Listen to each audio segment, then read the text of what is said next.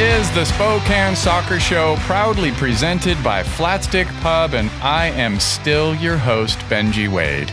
On today's show, Zephyr FC are in an absolute dogfight to grab the final playoff spot in the USL Super League, while it's home sweet home after a pair of, stop me if you've heard this before, tough road games for Velocity FC. In other soccer news, you've probably already heard, you should have heard it here first, but Mo Salah is coming to Spokane to zag out at Luger Field with Egypt's national team? What? And former Sounder and Alaskan legend Obed Vargas earned his first goal contribution for Atlético Madrid, joining me to serve up only the best vibes about all things soccer in the fine city of Spokane. It's Shadle Park Boys head coach Mike Policio. I've missed you. I'm tempted to just reach across and hug you right now. I haven't seen you in a while. I've missed you too. I didn't invite you to the last podcast because it came together so quickly. Got 3 Zephyr FC players, had this great conversation with them, and then I proceeded to send a giant shard of glass into my foot. Yeah, you did do that. I was a little disappointed not to get the invite to be like a literal fifth wheel on that one. Oh, I thought you were going to say get the invite to help me get off the ground of the floor in my basement when I was bleeding out with my 2 dogs and no wife and kids at home. Were the dogs helpful? At midnight. No, they were not. God almighty, I'm still not over this. And it's been what? That's been like 2 weeks. Will it be 3 weeks tomorrow? No. 2 weeks. It'll be 2 weeks tomorrow. No, it's 2 weeks. Yeah. It'll be 2 weeks tomorrow since the cut. Oh my God. We have other things to talk about. I don't want to talk about this anymore. How are things going for Shadle Park? Because great friend of the pod, Tim, gives me updates all the time. He'll run into me at one stadium and be like, and then I'm going, why is Mike not bringing up the relevance of what you do as part of your soccer endeavors in Spokane, Washington, is coaching these teams? Come on. What's going on? I don't like to talk about myself. Oh my, well, fine. Then you're going to have to, because I'm going to ask you. I'm going to put you on the hot seat. What's going on with Shadle Park? We got knocked out of the playoff contention when we had 2 play-in games. It's an irresponsible pathway. We had to play 2 play-in games to play the number 1 seed, which was really irresponsible. We lost the first of those playoff games. Congratulations to NC. They play Ridgeline tonight. I will be rooting for both teams, to be clear. But yeah, we had a really good year. Probably our best year in, recorded history. That's why I wanted to talk about it. Yeah. Because of that. And also because last year was pitiful. It was tough anyways. Yeah. You had a lot of young players and didn't go well. You took a couple real ass beatings. So you should have been shouting this out. I'm mad at you. But now the season's over. We don't have time to talk about it. I didn't get invited to a game. We got a hard stop. You got to go to gymnastics. Listeners, why has he not invited me? It's so silly. Anyways, next year, I haven't been to any high school soccer. And I realize I watch a lot of soccer. And if I'm suddenly adding more soccer to the plate, that's when the trouble begins. Shout out Tim. Tim's the man. Tim is an excellent announcer. He's a good boy. That's right. I forgot he announces the games. Love you, Tim. All right, let's get some shout outs going. Ready? Okay. Shout out Alex Scott, my friend, Spokane City administrator, works for Lisa Brown's office. He came on the Spokane Soccer Show, believe it or not, March 4th, to tell me all about the things that they've been doing with folks on the West Side and the state of Washington and the mayor's office and you name it, to get all these cool things happening with the World Cup and the fan zone activation. We were talking about the Sounders are coming to Spokane. We were talking about, yes, Mo Salah in Egypt. But then what happened? We were waiting and waiting and waiting because that content was what a word in journalism called, it was embargoed, meaning don't release it until it's public.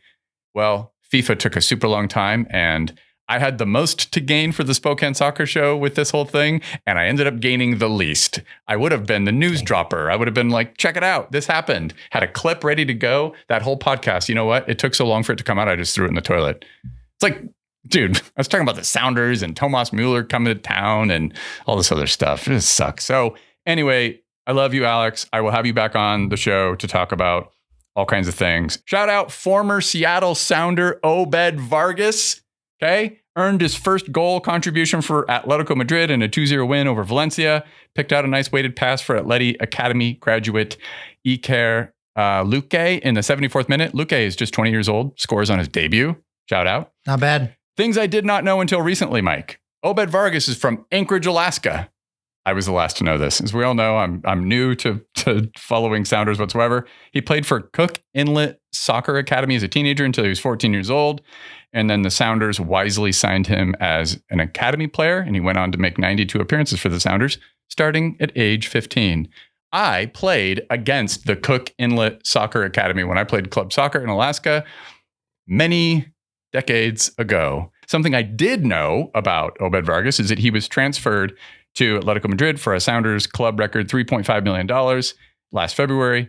It includes a 25% sell-on clause. And not only am I on the bandwagon as a fan of Obed Vargas now, but I built the bandwagon and I bought myself this sick Sounders shirt with his name on the back. We're gonna cheat this out. I'm gonna try not to roll over my wounded foot. Don't do it. That's a brilliant looking shirt there. Dude, I know they're totally overpriced. MLS, greedy, just built an enormous palatial headquarters because they have like money to like burn. I don't know if you caught that news. And these shirts are totally overpriced, but I will admit Adidas makes sick shirts. If I get an Adidas large kit, I'm guaranteed to love the fit, and this is no exception. I'm tripping all over my freaking headphone wires. What? Did I turn my beeping? I turned it on. It's a Roy Keane moment here, guys. Stop it. I hate you so much. Shout out Emina Ekic. Mm-hmm. She just got signed by Houston Dash, so she didn't even make it one season at Lexington. I'm not laughing. Maybe I am a little bit. Shout out Houston Dash for signing her right before she plays us. Well, that's what I was just going to say. I'm not laughing anything to do with Emina. I'm so stoked for her. It's a deal that runs through 2027's NWSL season, has a mutual option for 2028. It was also described as a club record fee for Lexington SC, so they tried to get back some of the money they gave us. Thank you. Incredible news for Emina, though. Really stoked for her. I'm sure we're going to talk much more about this news as she gets more appearances for Houston. She did start yesterday. Did you catch this? I saw an Instagram post that she got her first appearance. I didn't know it was a start, but that's wonderful. It was a start. It was a 2-0 loss against the Utah Royals. Okay. She picked up a yellow card in minute 28 and was subbed off at half. There will be better days, as the song that my kids like goes. Shout out Steven, Emmy, Paul, Jonathan, Mick, Chad, Tyler, Ben, Brian McClatchy, and Brian Peterson. I may be missing one. We'll have to double check this list for supporting the Spokane Soccer Show with monthly contributions. If you would like to do so and be cool like them, we would massively appreciate it. Go to SpokaneSoccerShow.com/donate right now. Go. Do it. Are you still? The button's right here. We're just gonna wait here until that comes through. Checking Stripe. I still don't see anything here, Mike. Interesting. All right. Do you have any shout outs? I do. While we're waiting for these contributions to roll through. Yes. Let's hear it. As soon as we get a shout or a contribution, I'll shout out Jack Denton and Siobhan John Brown. Okay. And Gagi. Yes. Mark. Oh. Don't even. Lashvili. Mark Velashvili.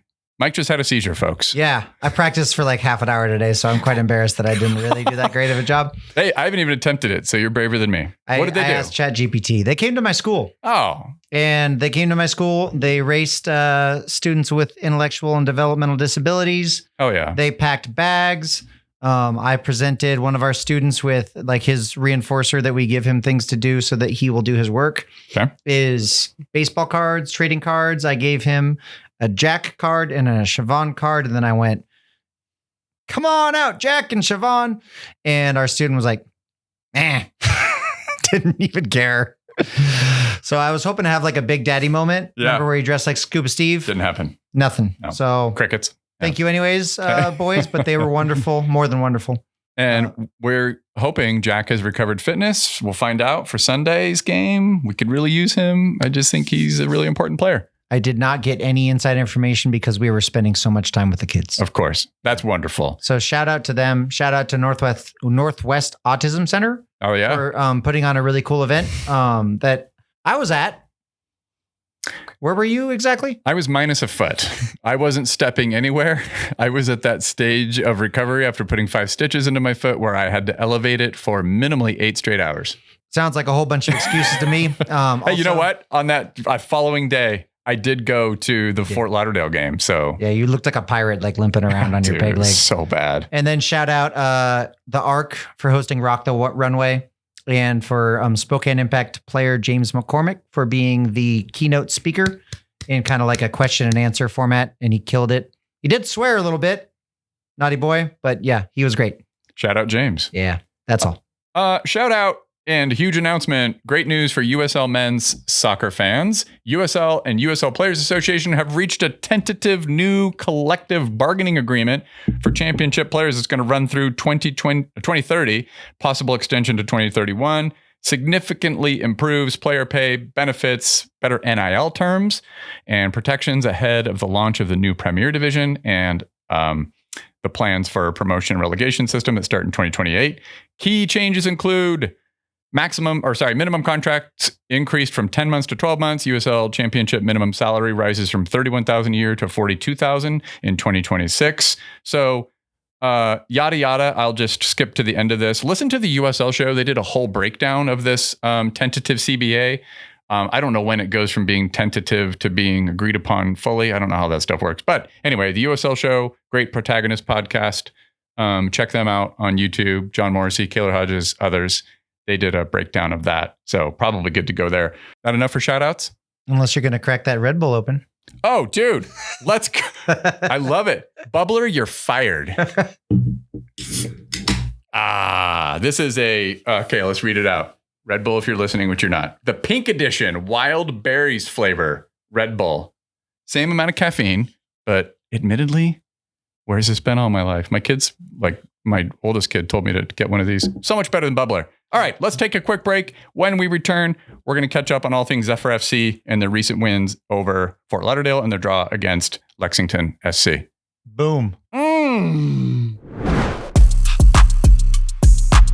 The presenting sponsor of the Spokane Soccer Show is Flat Stick Pub. Great beer, great cocktails, pizza, but the real magic is the vibe, Mike. You want to know why? Why? Mini golf, duffel board, games that turn strangers into friends in about 10 minutes. You ever tried that? You don't have friends. No, I don't have friends at all. Let's go to Flat Stick together and make some friends. Just like soloing? We'll randomly walk up to people and engage them in competition with these wonderful games that I just listed. We're going to get kicked out of Flat Stick. That is true. We will we'll go to jail, but we'll have some new friends. It's also the home for Zephyr and Velocity watch parties, plus bearded trivia every Thursday at 7:30 p.m. with our great friend of the pod, Mike Duke. Head to flatstickpub.com to check out the latest tap list and book a tea time. The Spokane Soccer Show is supported by Spokane City Credit Union. It's that time of year. The Greater Spokane Parks Challenge is back. It's better than ever. April's over, but for the month of May, there's a new challenge, Art in the Park. Upload a photo of yourself creating art or take a photo of art in any Spokane area park on or before May 31st for a chance to win Lilac City bowling passes for 4 people with shoe rentals, Yokes gift card, $50, and 4 Garland movie theater tickets. How about that? Love it. Bonus challenge for May, upload a photo of wildflowers at a local park on or before May 31st for a chance to win 4 Magic Lantern Theater tickets. You know how I feel about me some Magic Lantern, and 2 popcorns or 6 Dairy Queen sundaes. Go to sccu.net/GSPC to register and join the Greater Spokane Parks Challenge today. And thank you for everybody who submitted late entries in last month's competition. I announced it on Discord, and a bunch of people threw their names in the hat. Not you, though, Mike Policio, because you're lazy. All right. You ready to talk about some soccer? Anything to move on. Thank you. I hobbled. I ached for the entire game, but Zephyr 3, Fort Lauderdale 1. What a game! Didn't get a chance to talk about this one intently, and I think it deserves it.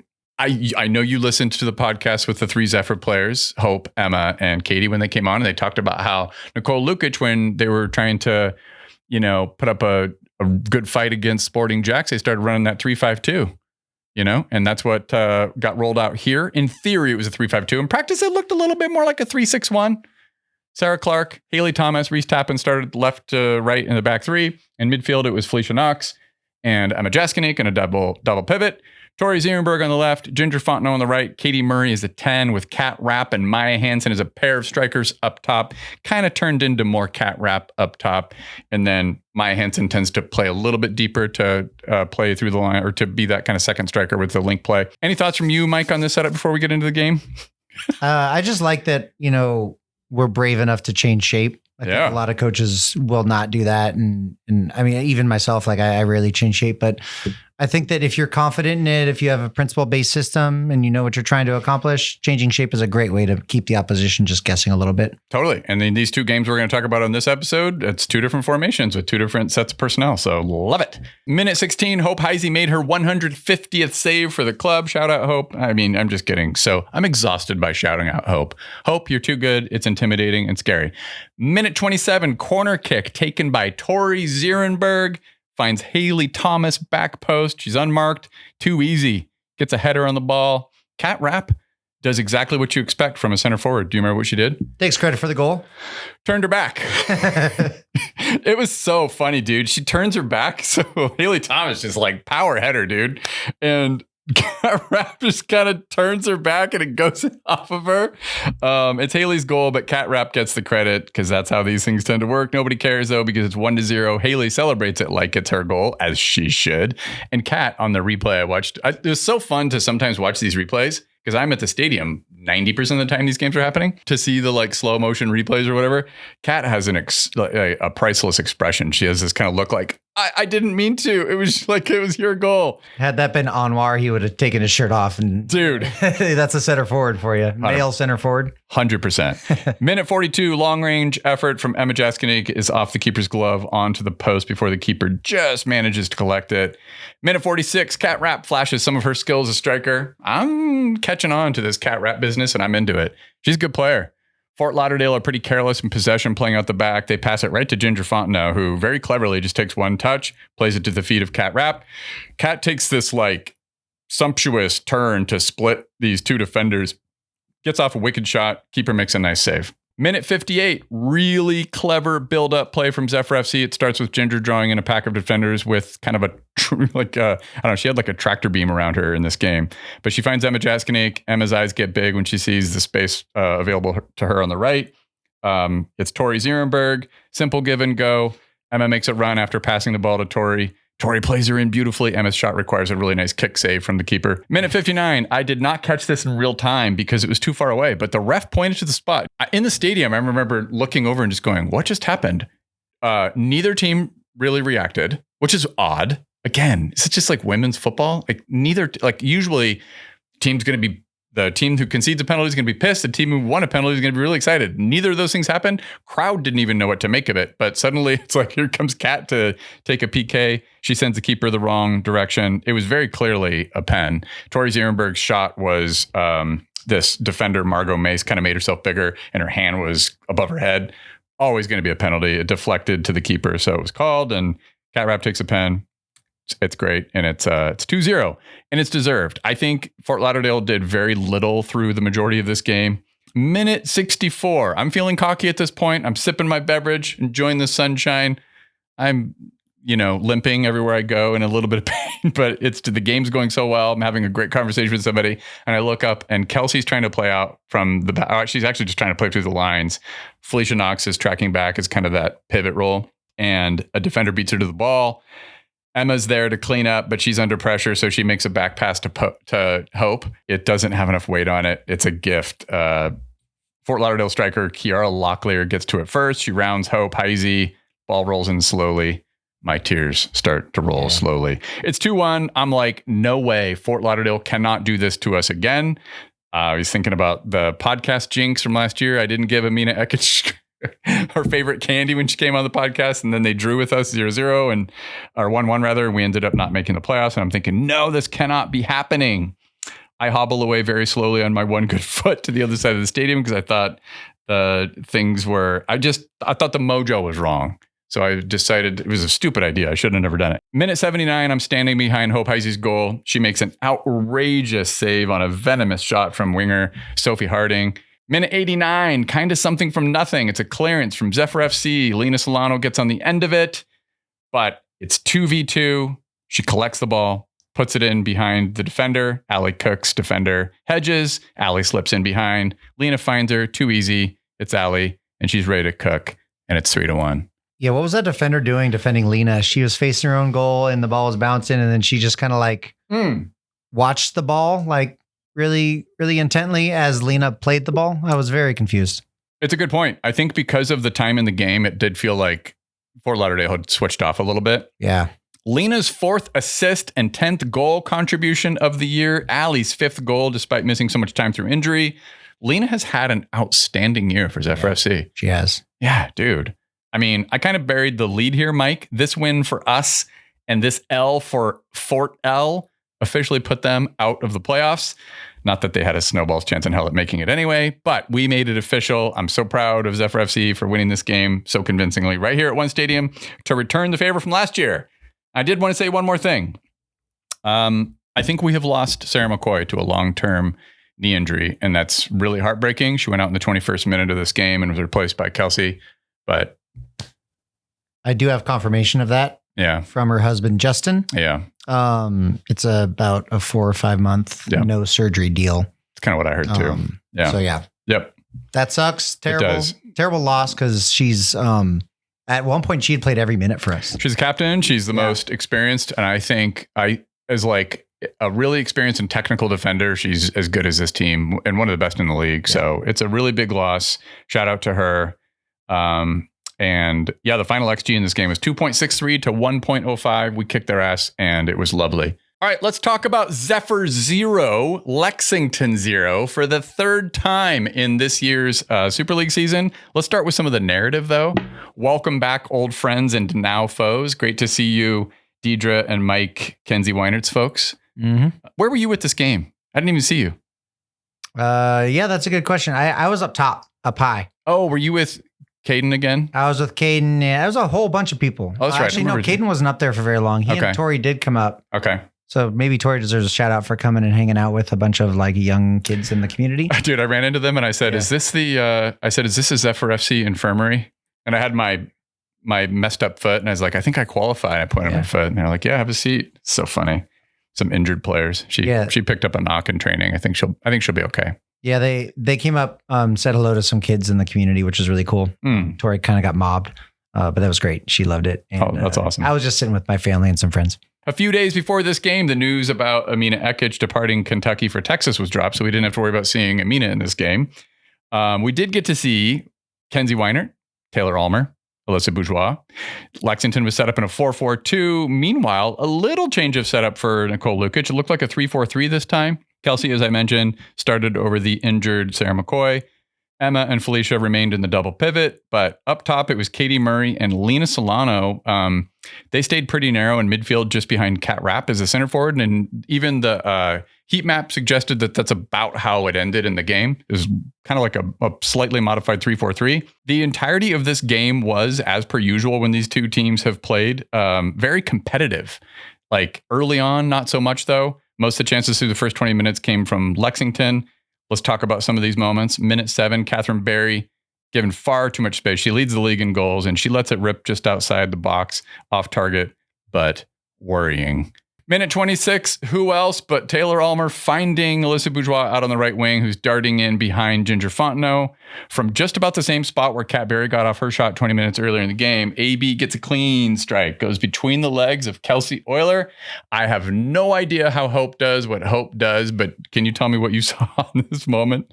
Yeah, there's no time to spare for saves like this. Like you don't really have much time other than your reaction. And thankfully, Hope's reactions are fantastic because she gets down low, strong right hand. You know, just the sound on it is so wonderful. And that's why she is who she is. I mean, that's a big save. Incredible reflex save, pushes it outside the far post for a corner. Massive sigh of relief. Minute 33, Zephyr had very effectively settled the game down at this point and started asking a few questions of Lexington. A couple half chances for Lena Silano.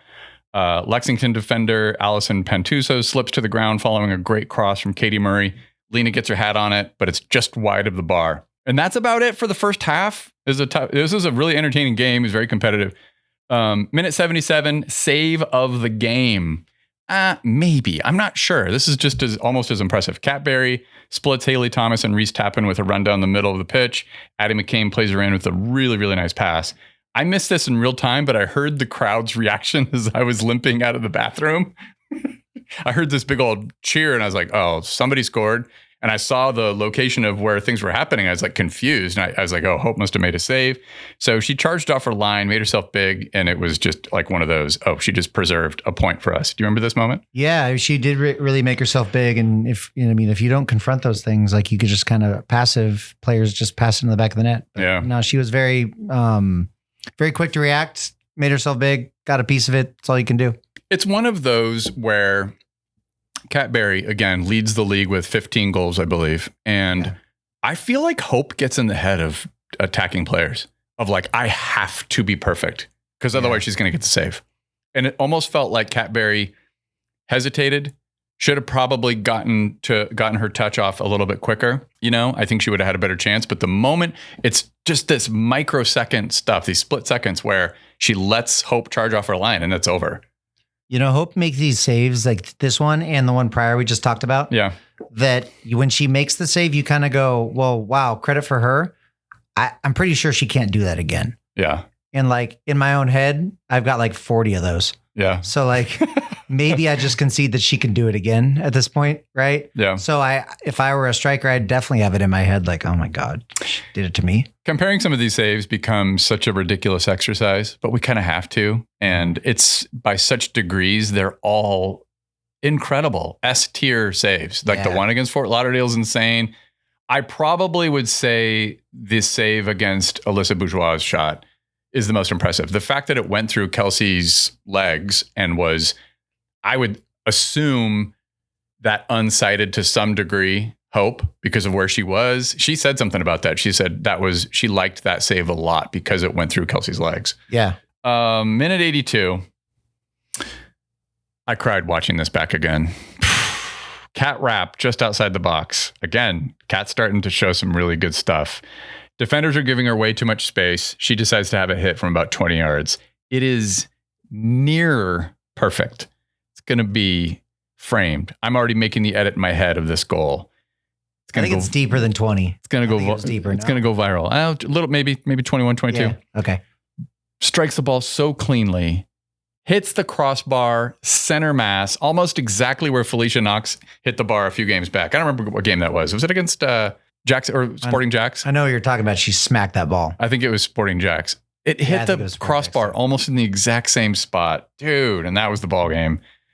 I just, even in real time, but then watching this replay, I was like, oh, God, just inches. Yeah, what I actually thought was going to happen, and I told my player Owen Matz, who plays for Shadle Park, he goes to a lot of those games, even though he's hobbling around with an injury, but he was there with his mom and dad. I said in like the 65th minute when I talked to him, I said, here's what's going to happen. Do you want a spoiler alert? We're going to bring Allie Cook off the bench. She's going to score the game winner somewhere after the 80th minute, somewhere in there. And then when Allie Cook came off the bench, he looked up toward me in the stands and I'm like, I told you, dude.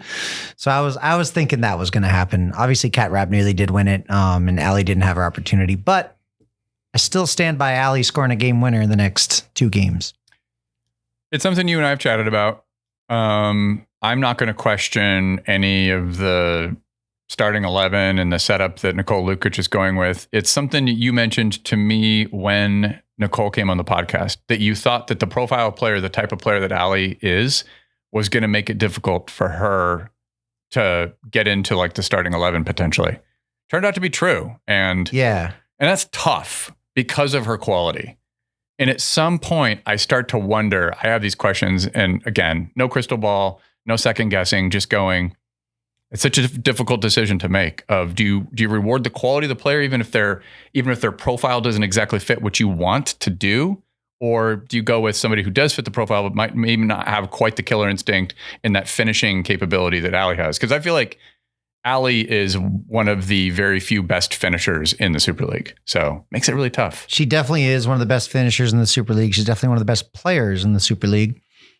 I think that right now there's the profile that in style of play that Nicole favors, and that's fine. There's nothing wrong with that. Yeah. And the second one, and Soph is going through this too, what are you going to do when your team's playing well? You I going know. to change it up? Yep. Like Soph comes back from international duty. Mm-hmm. Our double pivot is wonderful.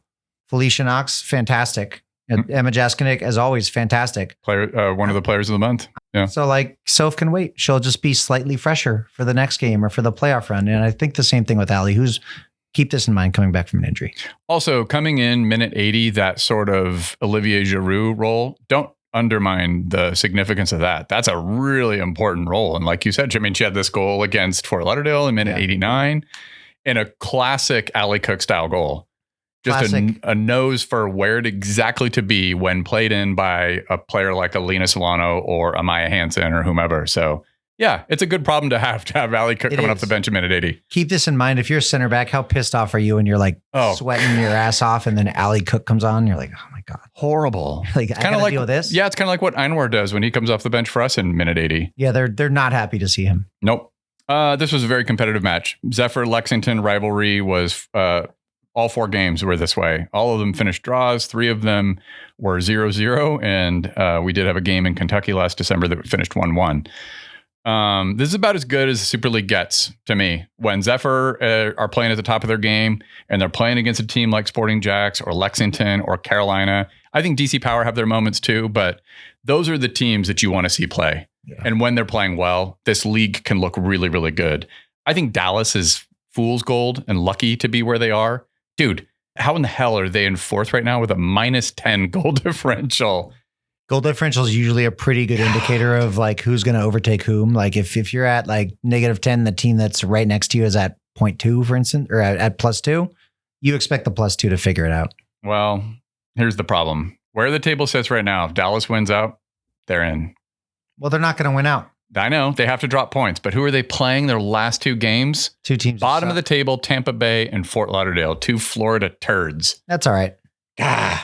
They'll screw it up and we won't. All right. Next up, DC Power this Saturday. For us recording this on a Thursday, that means it's in a couple days, 7:30 p.m. It's May 9th, 509 day. You had best be there. I can't wait. I'm so stoked. It's going to be beautiful weather.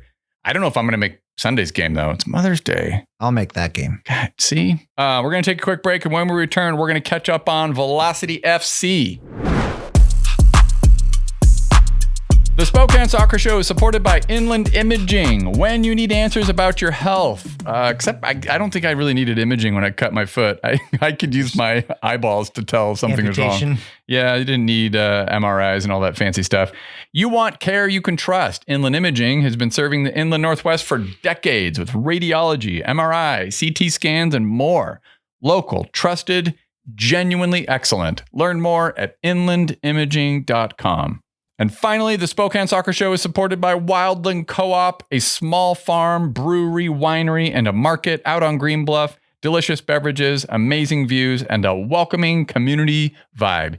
You can bring your dog, but you keep that thing out on the patio. I got 2. Can I bring 2 dogs? You can bring 2 dogs, but you keep them on the patio. You don't bring that dog inside. Can I negotiate? Where they're making food. Can I negotiate? Where they're making delicious food. You can negotiate, take them on the patio. You can sit in your Adirondack.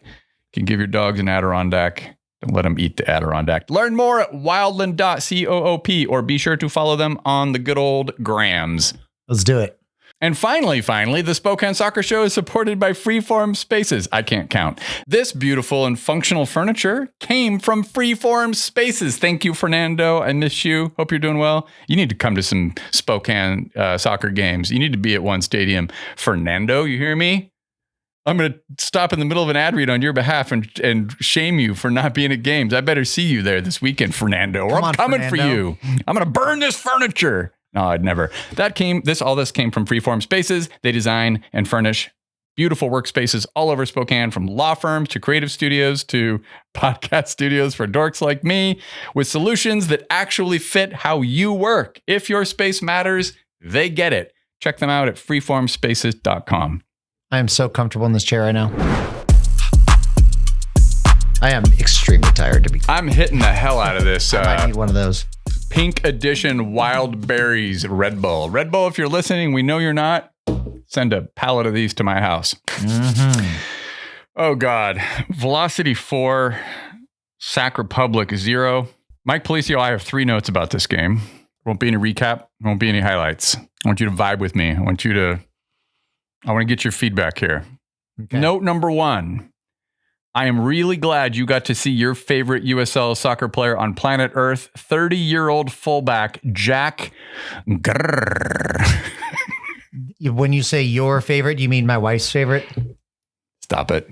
She was heckling his legs. It's you too. Has he gotten to say, yeah, this is my Megan, back me up on this. Note number 2, we played really well despite getting our asses beat, I really did think that. Second balls, intensity, press, like it was all there. There were a couple half chances. I don't get the XG on these League Cup games, but I thought it was a game where through the first half, it's like, if we steal one in the first 10 minutes after the restart, maybe we could have something happen here. Well, that didn't happen. And 2 of those goals at least were because Lucky didn't have a very good game. And that's all I'm going to say about that. We could not have good games sometimes. That happens. But you gotta track back. You can't let those wingers just, we're reminded in a game like this though, why players like Malongo or Ayago or Liam McKinnon or Bruno Rendon, we all remember these players that really crushed us in the first year, especially on the counter. Even Christian Chaney. Oh my God, who can forget that 3-0 thrashing we took when poor Brooks Thompson was like, what am I doing in Spokane? This sucks. Remember that? Yeah, people blame Brooks for that. Which is so stupid. Yeah, oh my God, nothing to do with Brooks, bro. No. Yeah, those players, they just remind you why they crush this league when they're in it. Because Malongo played for Chattanooga Red Wolves, killed us. Now he plays for Sac Republic, and he came on as a sub. I'm like, this sucks. The level of quality in the USL Championship is extremely high. It is, man. I think we're all learning. It's way higher than I used to think it was. So same thing for me. My friend Matt Hall, who I've shouted out before on the podcast, shout out Matt. He's at USD Women's Soccer now, but he was at San Diego Loyal in the championship when he had come from San Diego State, where they were developing, MLS players every few years. And I asked him what the level was like at Loyal, and he was like, dude, the players are really good. Yeah. He's like, I'm not used to coaching this good a player. It's pretty sweet. And I was like, okay, cool. Yeah. And you think of how we did against the Switchbacks. And I was really frustrated about that game. But then I'm like reminded, then they take out one MLS team and almost a second. Yeah, dude. They almost got to the 4th or 5th round of the Open Cup. Yeah, it's all about your perspective too, because you could just be really upset that we got, knocked out of the Open Cup with very little of the ball. But it's like, dude, we took them very far in that game, right? Yeah. Note number 3, I wish we would eventually be good in the League Cup. This is year 3, and we have been really disappointing in what was formerly the Jägermeister Cup and is now the Prinks Tires Cup. We just cannot string together like good performances. We had that one game against the Roots last year, but Roots were terrible last year. Well, shout out Gagi. I don't, hello Gagi. Can I try again? Nope, you're done. So I really do have a lot of sympathy for Lee in terms of where do you rotate the players. Yeah. And I think that the Rumpelmans Cup or whatever we're calling it is the Goldschlager Cup. The Goldschlager Cup. I think it's a really great way for you to take care of your players, but I think that's going to be in direct contrast to making a run in the tournament. Yeah. You know what I mean? Well, that's all I have to say about the Sac Republic game. Yeah. So that's more than I have to say about it. Let's be honest. Yeah. All right. Well, Velocity 0, Corpus Christi 0. That was our most recent game in USL League One. Very good to see Luis Hill and Colin Fernandez restored to the starting 11. I hope we get to see Jack Denton return this weekend. We'll find out. This was the first ever home game for Corpus Christi. They are playing at a track and field stadium while waiting for the Corpus Christi Sports Complex to be built, which is supposed to be happening anytime now. That's good. I didn't know that was their temporary home. Yes. I was just like, well, there's people wondering how temporary is temporary. Didn't love the body language. I'm just going to admit this. Shout out friend and former guest of the podcast, manager Ayman Zayed. Ayman, in his post-game interview, I've seen him in a lot of these interviews in the past, and he seemed rattled. Something was, I don't know, the body language didn't look good. I mean, I'm just going to say this because of what happened at Texoma last year. If Corpus Christi remain a League One team after 2026, I think it will be, I'm not going to call it a miracle, but I'll be surprised. You think they have an uphill battle? I just don't know. Yeah, like whatever's happened with the stadium situation. How many times have we heard this before? There weren't a lot of people in the stands from the side that we were looking at. No. It reminded me of the place where we played the Tacoma Defiance. I know it's not that old. It's a much newer, but where we played Tacoma Defiance in the Tri-Cities. In Tri-Cities. Yeah. It reminded me of that place. I mean, what I'm referring to, in case you're not super steeped in the like lore of these USL teams they're paying these franchise fees and they show up and it's kind of expansion fees. And then it's like, do they have any shot at making it? Texoma was ridiculous. And it doesn't make the USL look very good when these clubs are started up and then they fail after a single season. I fear that could happen with Corpus Christi. Justin Papadakis, who's the son of the owner of the league, just lost his job. And I think it was partly because of things like this, because this doesn't look good. And with promotion relegation coming, you don't want to just have this. John Morrissey wrote a great piece I think it was for Backheeled, where he was talking about this dynamic of what's happening with all this money for these expansion fees that go to the USL. And then these teams just immediately fail. Like, cool, you got your money, but then this whole fan base just got a terrible experience. They will never come back. They will never support another USL club. That's right. Exactly. If we were to fail after a year in Spokane, we would never have another one. Well, here's to the future, and hopefully that trend stops officially. Maybe after this year, we'll see what happens with some of these teams. Can I tell a funny Justin Papadakis story? Sure. And by the way, I'm not trying to shit on Justin. I just know that this was looked at, these last couple of expansion teams, as like, hey, that's a pretty big job to take that money and to make sure that there's like the resilience to survive for these expansion cities. And if it doesn't happen, that's kind of on you, man. Well, I am going to shit on Justin Papadakis. Fuck, go ahead. So he was at Brick West when we announced the team name for Velocity, and Ryan and Katie are standing up there with him, and he's got a beer in his hand. And he's like, imagine Spokane hosting literally Manchester United or Real Madrid. And everyone's like, whoa. And I'm like, dude, What are you doing? You're right. The face Ryan made was just like, oh my God, dude. It's like, that's not how it's done, guys. I'll show you. Link to the video right here. I remember what you're talking about. I was standing there and I was like, I get it. You're trying to gin up some enthusiasm, but you don't need to do it that way. Say hosting the Tacoma Defiance. Let's start and just say host the Sounders in an Open Cup game or something. Yeah. Exactly. They got a draw out of this game. Siobhan John Brown had I think one of the best chances in the game, one of the only chances in minute 50. He should have scored. On his form, I was actually shocked he didn't. I know. But I forgive him. I forgive him for not scoring because he scored so many half chances lately. He's been unbelievable. We love him. Siobhan John Brown scuffed it wide, but there will be better days.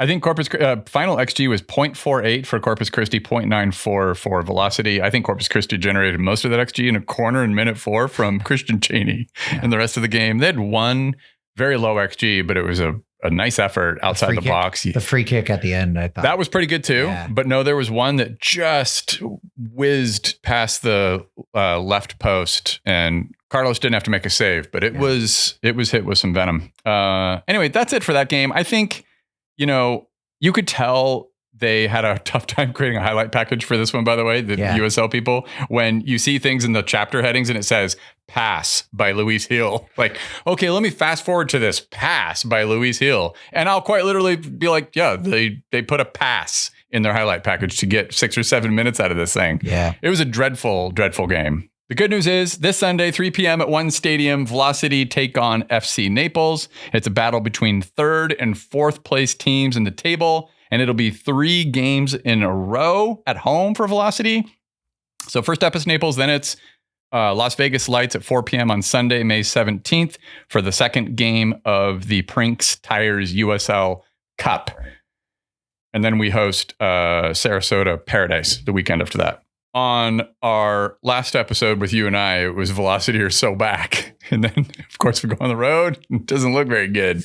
We lose 4-0 in the League Cup and then have that tie, but we're back home. So these 3 games, this is what I kind of want to tell you what I'm expecting. We're at that stage where all these players, the international players, the new players, whatever, should be relatively settled.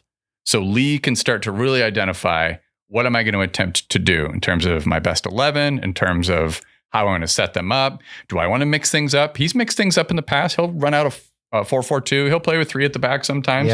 Yeah, he's done it before. And these next 3 games, I think, are critical. And I expect to see excellent results. We play really well at home. Naples is good. Yeah. So that'll be a really interesting match. And I think that'll kind of set the barometer. I don't know what to expect against Las Vegas Lights. We played them in the Open Cup a couple years ago. So, do you have any? Did. I forgot they knocked us out of the Open Cup in Las Vegas a few years ago. After Andre's late 40-yard shot that went off the keeper who seemed to be asleep at the time. I think he was smoking a cigarette when it went in. It's ridiculous. That's funny. Do you have any other thoughts about Velocity FC before we wrap this thing up? No, I just kind of what you said is like you would expect that this is the time that teams are settled in and we get to see a realistic depiction of what these teams are. Yeah. And what year 11 is and what partnerships and, small groups of players are really clicking. So I'm hoping that, we can put in a good performance against a very good team in Naples and then keep rolling because it'd be nice to get like 9 points from the next 3 games and really solidify ourselves as, the top team in the league, hopefully. Yeah. I'm also going to be curious to see if Siobhan remains the starting striker for the team. So I wouldn't mess with it. No. Yeah. Not on evidence of just the Corpus Christi game. I mean, he's been extremely effective in that role. He's been extremely dangerous.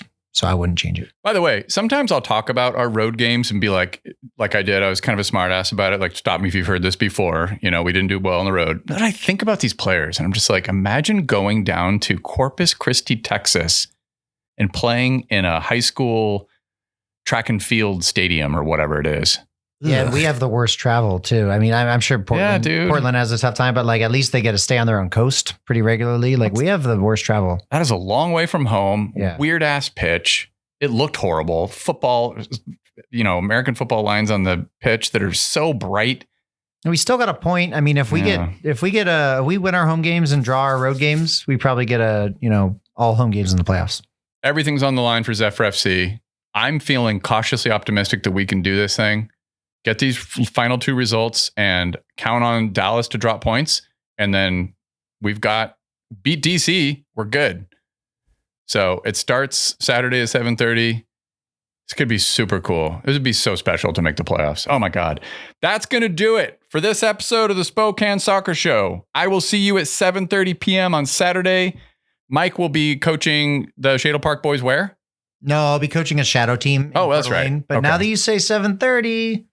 Oh, it's late. Again, yeah, I might be able to make it. Maybe not for the kickoff, but I might be able to make it for, all the goals. Please do, man. Yeah. Be good to see you. Sunday, 3 p.m., Velocity FC hosting FC Naples. It's Mother's Day. If your mom's into soccer, bring your mom to the game. Mom, if you're listening, come watch some Velocity FC. I'm going to try. I'll try to see if my wife wants to go watch Velocity FC. She is going to go to the Zephyr game. So perfect. Come say hi. Thank you all for supporting the show. If you like the Spokane Soccer Show, maybe give $5-10 a month so I can buy more Red Bulls and Mike can feed his starving children. If you're too broke for that, give the show a follow and write us a nice review instead. How much do those cost? We'll accept that. Those are free. Free. Yeah. You might have to embellish a little bit, But if you've listened this far, you're definitely one of those people that enjoys the Spokane Soccer Show. So minimally follow the show or write a review. That's really helpful. Just the iTunes one or Spotify. I'll take either one. And as always, thank you to the sponsors and thank you, Mike. Thank you, Benji.